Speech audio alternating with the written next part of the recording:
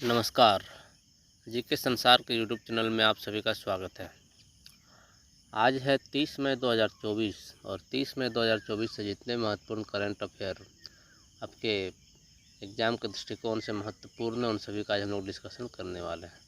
आशा है आप सभी अच्छे होंगे और अपनी तैयारी को पुरजोर तरीके से कर रहे होंगे। तो पहला प्रश्न आज हम लोग शुरू करते हैं। पहला प्रश्न पूछा जा रहा है, हाल ही में आपातकालीन चिकित्सा दिवस कब मनाया गया? इस प्रश्न का सही आंसर ऑप्शन और बी 27 मई को। 27 मई को जो है आपातकालीन चिकित्सा दिवस के रूप में मनाया गया है। अगला प्रश्न में पूछा जा रहा है, हाल में गीतानस नौसेदा को किस देश का फिर से राष्ट्रपति चुना गया? इस प्रश्न का सही answer option number C Lithuania. तो इससे संबंध में कुछ बुलेटिन का डिस्कशन कर लेते हैं। टो लेम को वियतनाम का राष्ट्रपति नामित किया गया है। जॉन स्विनी को स्कॉटलैंड का प्रथम मंत्री चुना गया है। जोस राउल मूलिनो को पनामा का राष्ट्रपति चुना गया है।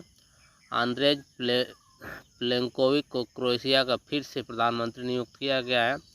इसाक डार पाकिस्तान के नए उप प्रधानमंत्री बने हैं।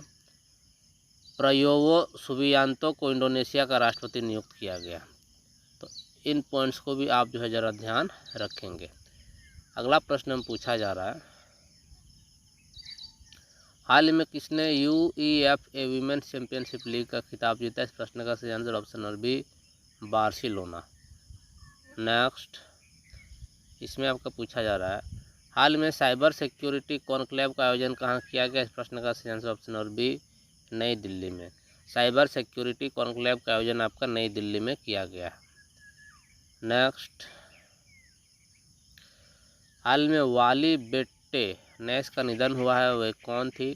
Correct answer option number C flight attendant. Next, हाल ही में कौन T20 में दूसरे सर्वाधिक रन बनाने वाले खिलाड़ी बने? तो इसका correct answer option number C Babar Azam. Next, हाल में किस देश के माउंट ईबू ज्वालामुखी में विस्फोट हुआ है?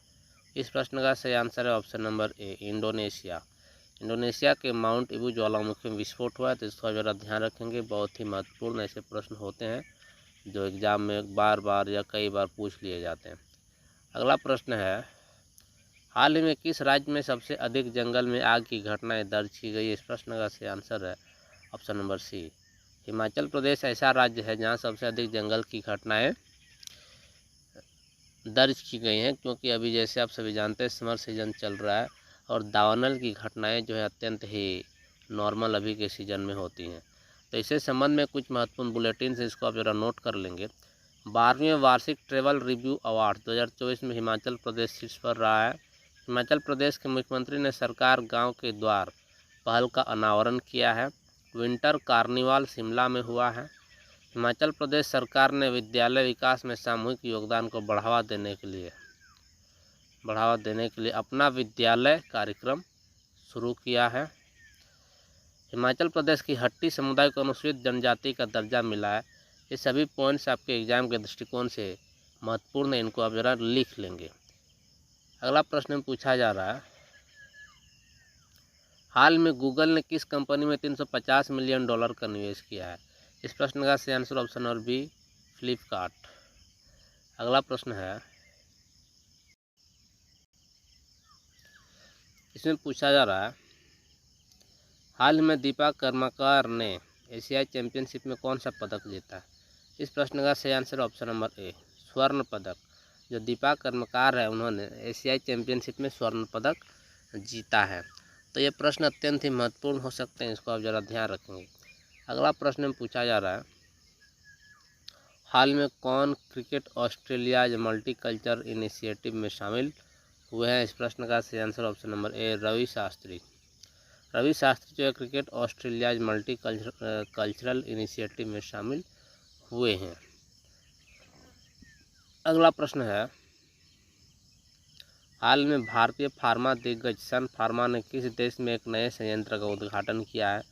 इस प्रश्न का सही answer option number B Bangladesh. जो भारतीय फार्मा दिग्गज सन फार्मा है, सन फार्मा ने बांग्लादेश में अपना एक नया संयंत्र स्थापित किया, इसको आप ज़रा ध्यान रखेंगे। इससे संबंध में कुछ बुलेटिन से इसको आप ज़रा नोट करते हुए चलेंगे। बांग्लादेश की प्रधानमंत्री ने मुस्लिम देशों के लिए साझा मुद्रा की वकालत की है, इसको आप ज़रा ध्यान रखेंगे। बांग्लादेश में 2 दिवसीय नजरुल उत्सव शुरू हुआ है। खासी स्वतंत्रता सेनानी यू तिरोत सिंह की प्रतिमा का अनावरण ढाका में किया गया। बांग्लादेश ने अंडर 19 एशिया का खिताब जीता है।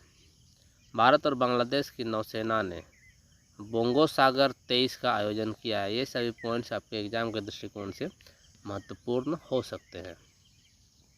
अगला प्रश्न में पूछा जा रहा है, हाल में सांख्यिकी और कार्यान्वयन मंत्रालय द्वारा जारी आंकड़ों के अनुसार अनएम्प्लॉयमेंट रेट में कौन शीर्ष पर रहा है? इस प्रश्न का सही answer option number C, Kerala.